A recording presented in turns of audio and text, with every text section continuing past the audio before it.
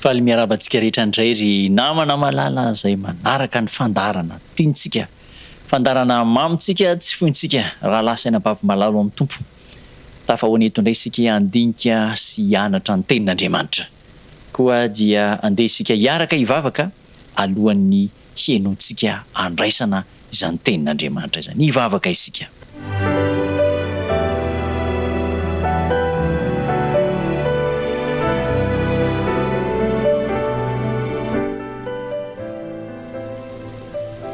Ry tomponay tsara indrindra ny an-danitro, faly dia faly izahay tafahoana amin'ny alalan'izao fandarana izao. Maniry ny hiaino ny teninao izahay. Andray ampony hafatra ampitainao amin'ny alalan'ny soratra masina ka hitondra fiainana, fanantenana, fifaliana, famonjenao anay izany teninao ambaranao aminay izany. Mitenena ary fa sokafana midanadana ny fonay, andray ampitiavana ny hafatra amin'ny teninao. Tononoko ny vavaka amin'ny anaran'i Jesosy Kristy Tompo. Amen.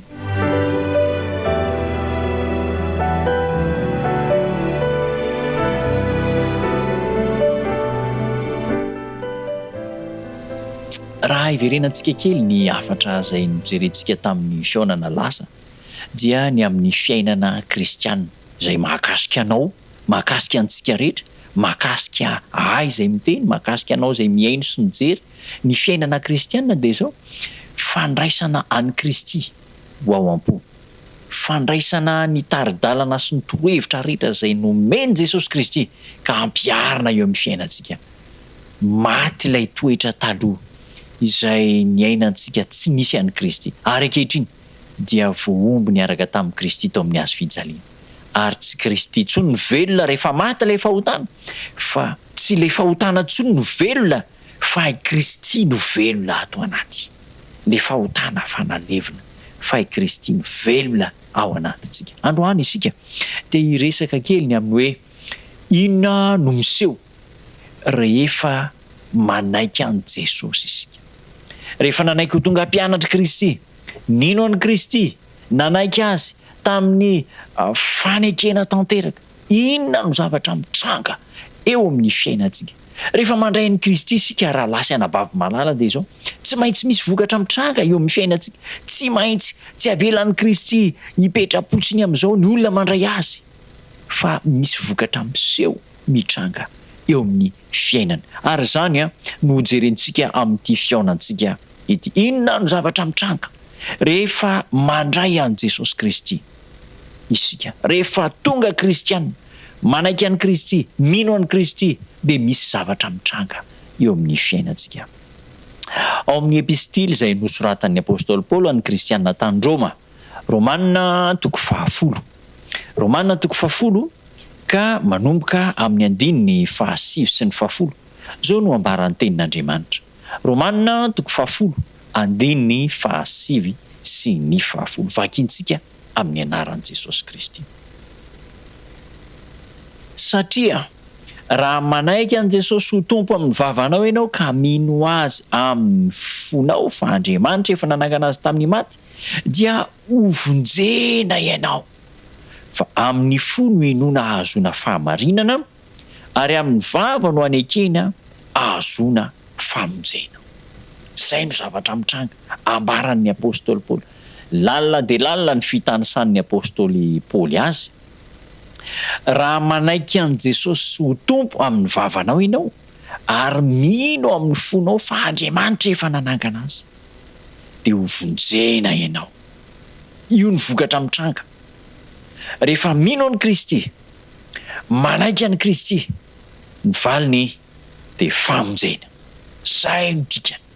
Raha mino an'i Jesosy Kristy amin'ny fonao ianao, manaiky an'i Jesosy ho tompo amin'ny vavanao, ary mino amin'ny fonao fa Andriamanitra efa nanangana azy tamin'ny maty, dia hovonjena ianao. Ny fanekena sy ny finoana dia zavatra roaloha tsy misaraka eo amin'ny fanarana an'Andriamanitra, eo amin'ny fiainana kristiana. Ny fanekena sy ny finoana dia zavatra roaloha tsy misaraka eo amin'ny fiainana maha-kristiana. Dia ambarany 10 fa 10 hoy izy hoe amin'ny fo no inoana ahazona ny fahamarinana. Misy resaka fahamarinana zany eto. Fahamarinana, fampianarana izay nampianarin'i Kristy.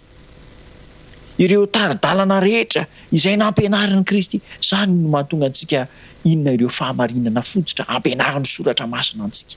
Ary de tsy maintsy ampianarina zany. Ary tokony ho ekena zany. Tokony eo ekena, ankatoavina izany fahamarinana. Amin'ny fo no inoana ahazona fahamarinana. Ary amin'ny alalan'ny vava no anekena famonjena. Le fahamarinana zany izay noraisina tamin'ny alalan'i Jesosy Kristy. Fampianarana natolony de zao raisina amin'ny fo, izany hoe mahakasika ny fiainana rehetra ny fo. Rehefa tsy misy ny fo, tsy miasa ny fo de maty ny olona iray. Ka ireo fahamarinana amin'ny maha-kristianina, amin'ny kristianisma zany de zao raisina ho toy ny tena fiainana mihitsy, ekena amin'ny raisina amin'ny inoana amin'ny fo ary ekena amin'ny vava, lazaina amin'ny vava. Zava-dehibe izany fahamarinana izany raha lasaina bavy-malala. So nambaran'ny tenin'Andriamanitra, andeha jerentsika ao amin'ny bokin'ny filazantsarany Mattio. Mattio 10, andininy 12. Mattio 10, andininy 12. Misy andiny anankiray ihany koa izay manan-danja tenin'Andriamanitra ho ampitaina amintsika amin'ity fiaonantsika ity. Resaka manaiky an'i Kristy, mino an'i Kristy.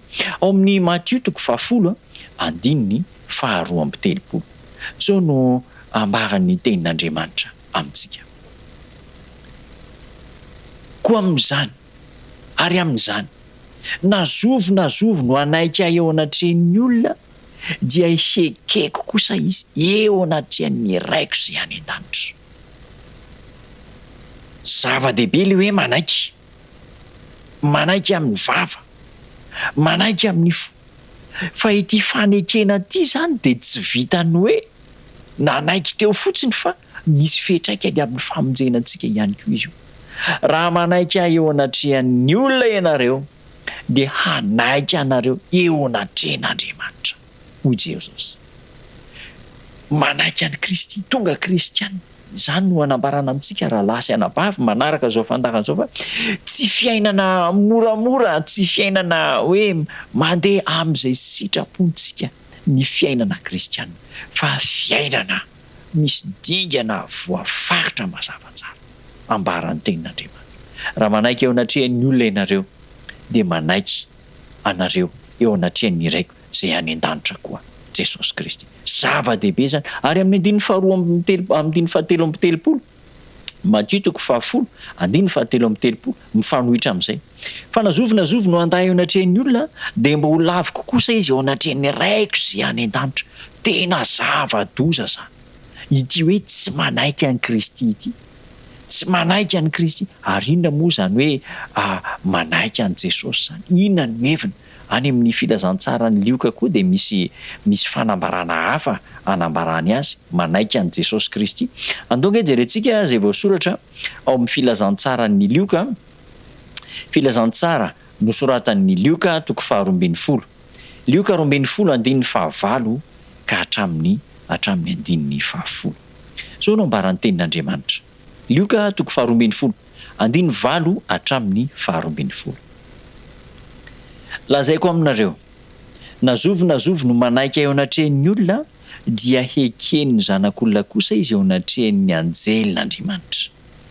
Fa izay mandahy eo anatrehan'ny olona de ho lavina kosa izy eo anatrehan'ny anjelin'Andriamanitra. Fa nazovo no hanao teny anotra ny zanak'olona de azo famelan-keloka, fa izay miteny ratsy ny fanahy masina de tsy mba hahazo famelan-keloka. Misy fahamarinana lehibe zay tokony ho fantatsika amin'io toe-javatra io. Nazovo no manaiky ahy eo anatrehan'ny olona hoy Kristy, dia ekeko eo anatrehan'ny raiko izay any an-danitra, eo anatrehan'ny anjely. Zao anefa, raha toa ka manohitra ny zanak'olona ianareo, manohitra ny Jesosy Kristy, de mbola azo famelan-keloka ihany. Fa izay miteny ratsy ny fanahy masina de tsy azo famelan-keloka. Inona no ifandraisan'izany? Inona no ifandraisan'ny Jesosy Kristy sy ny fanahy masina? Inona no ifandraisan'ny fanekena an' Jesosy Kristy sy ny fanekena ny fanahy masina. Lohahevitra agoavana izany. Ny tiana ampitaina zany dia izao. Rehefa manaiky an' Jesosy Kristy isika dia manaiky ihany koa ny fanahy masina. Rehefa manaiky an' Jesosy isika dia manaiky ny fanahy masina satria ny fahamarinana izay hoentin' Jesosy, ny fahamarinana izay hoentin' Jesosy dia tsy fahamarinana lavo ny fanahy masina. Tsy fahamarinana tsy eken'ny fanahy masina ny fahamarinana izay nentin' Jesosy Kristy. Noho izany dia tsy ho tanteraka mihitsy izany hoe neken'i Jesosy kanefa no lavo ny fanahy masina, na hoe no lavon' Jesosy kanefa neken'ny fanahy masina. Ny fanahy masina sy Jesosy dia iray ihany. Mitovy fomba fiasa Jesosy sy ny fanahy masina. Noho izany dia tsy ho amin'ny fitenitsika zany ialana tsiny, tsy ho possible mihitsy zany hoe nanohitra an' Jesosy kristianina kanefa dia ho eken'ny fanahy masina. Fa ny zavatra ampianarin' Jesosy ihany no hamafisy ny fanahy masina amintsika. Fomba fiasa anankiray ny fomba fiasan'ny Kristy sy ny fomba fiasan'ny fanahy masina. Jesosy peloha lalana ary ny fanahy masina no mpanatanteraka. Andeha handray ohatra anankiray isika. Ohatra anankiray izay voasoratra ao amin'ny soratra masina ao amin'ny Matthieu 4. Andeha jerentsika voasoratra ao Matthieu 4 azafady, manomboka amin'ny andininy 17 hatramin'ny andininy 19. Io zany le fotoana nanaovana batisa an' Jesosy Kristy. Fotoana nanaovana batisa an' Jesosy Kristy. Izao no ambaran'ny tenin'Andriamanitra amin'ny andininy 15 jerentsika.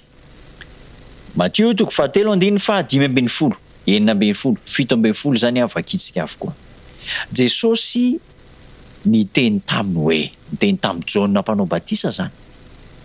Ekeo ihany ankehitriny fa izao no mety amintsika hatanteraka ny fahamarinana rehetra.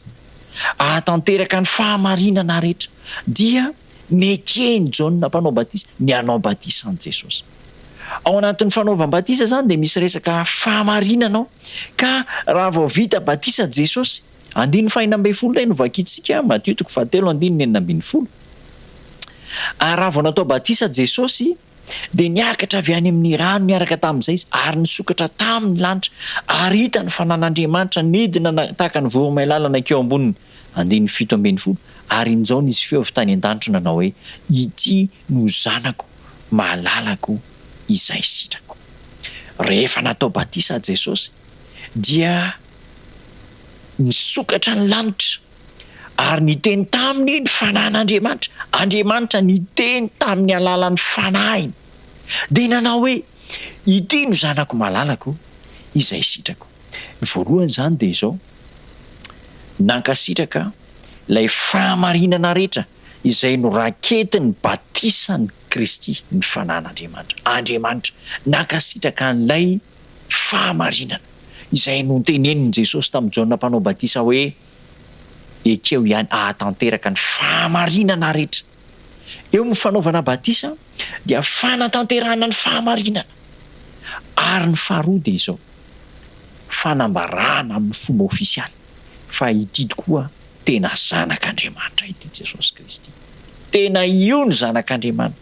Ka noho izany dia Jesosy sy ny fanahy masina dia miara-miasa ahasoa izay tian'Andriamanitra. Raha miverina any amin'ilay bokin'ny filazantsara ny Lioka zany isika.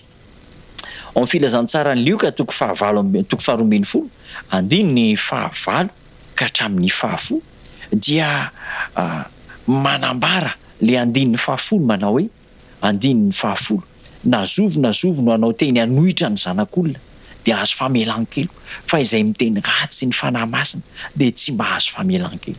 Inona moa ny tiano resana amin'izany?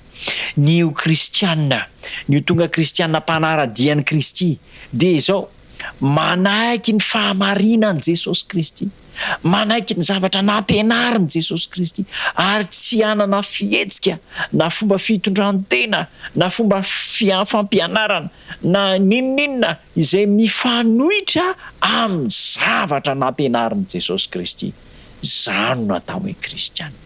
Ary izay nampianarin'i Kristy dia ho tanterahina amin'ny alalan'ny fanampiany fanahy masina. Ny fanahy masina mampahatsiaro, ny fanahy masina mampahendry, ny fanahy masina mitaridalana manoro ka noho izany ny asan'i Jesosy sy ny fanahy masina dia tsy zavatra samihafa, zavatra mitovy. Ny kristianina zany dia izao, manaiky an'i Jesosy Kristy ary manaiky ho tariany fanahy masina, manaiky handeha araka ny fanahy masina tahaka ny mitondra ny fanahy masina an'i Jesosy Kristy.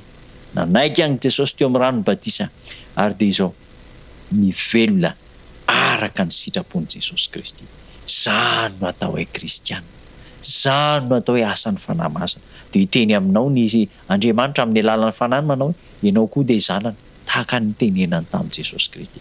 Zanak'Andriamanitra ianao, zanak'Andriamanitra aho, zanak'Andriamanitra isika. Ny rahofitina zany izay afatra voalaza izay dia izao ny olona manaiky an'i Kristy, manaiky an'i Kristy dia izao ekena eo anoloan'ny seza fiandrianan'Andriamanitra. Raha manaiky eo anoloan'ny olona ianao dia ekeko koa eo anoloan'ny ray izay any an-danitra. Raha manaiky eo anoloan'ny olona ianao dia anaiky ihany koa ho tariany fanan'Andriamanitra, anaiky ampiasainy fanan'Andriamanitra ary dia io fanan'Andriamanitra io no hifeny fiainanao, ampahatsiaro anao ireo taridalana rehetra, fahamarinana rehetra izay nampianaran'i Jesosy Kristy ianao dia andeha hizotra, hivelona, hiaina araka ny fampianaran'i Jesosy Kristy ianao. Zava-dehibe ny fiainana kristianina raha lasaina am-bavim-balany, tena zava-dehibe. Ho tahina isika mandrehana izany hafatra izany ary ho tafatoetra, ho tafapaka, ho tafapetraka ao am-pontsika tsirairay avy izany hafatra lehibe izay tian'Andriamanitra ampitaina amintsika izany. Ny Tompo hitantsika ary hampahery antsika ka hahatonga antsika ho tena kristianina marina, mpanara-dian'i Kristy, manaiky ho tariany fanan'Andriamanitra. Andeha hiaraka hivavaka isika.